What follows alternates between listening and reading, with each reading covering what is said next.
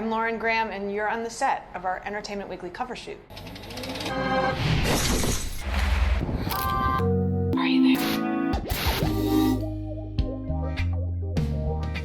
The show ended so abruptly, and no one had a chance to say goodbye or savor the end or anything like that. And this was a chance to do that. We were in Luke's diner, and we didn't know if it was the end of the show or not.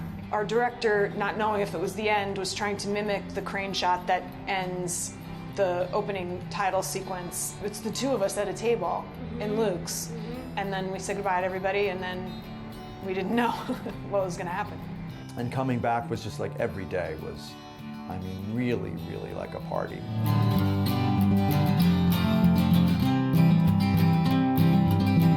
It's incredibly rare to be in a situation where right after the end of season 7 of the original series, the fans wanted more.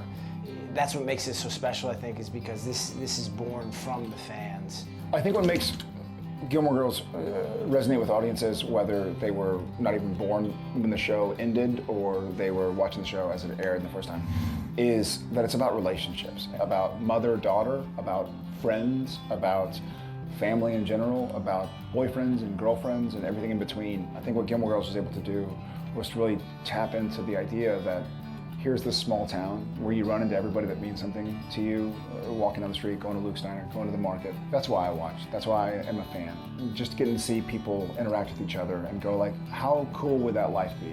How cool would it be to visit Stars Hollow? It doesn't exist, right? It exists in our dreams, but nonetheless to see them and have a relationship with them.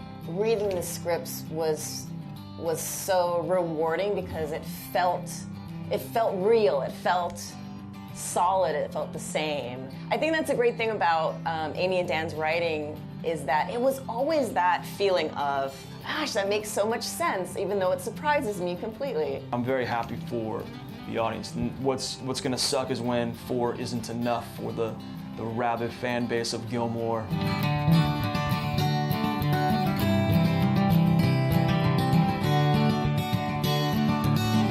I remember Kelly saying, this is one that's going to stick around. Do you remember saying that? No. You said this is going to be one of those shows that people continue to find and continue to enjoy over time. I had no perspective of that at the time. I don't think I could tell what people's perception of the show was, especially when we were still filming years later, when people say to you how it's affected their lives and you know, they have those kinds of stories. We could never have predicted we'd be here doing it again, and that's because generations have continued to find it, and you never know that that's going to happen at the time.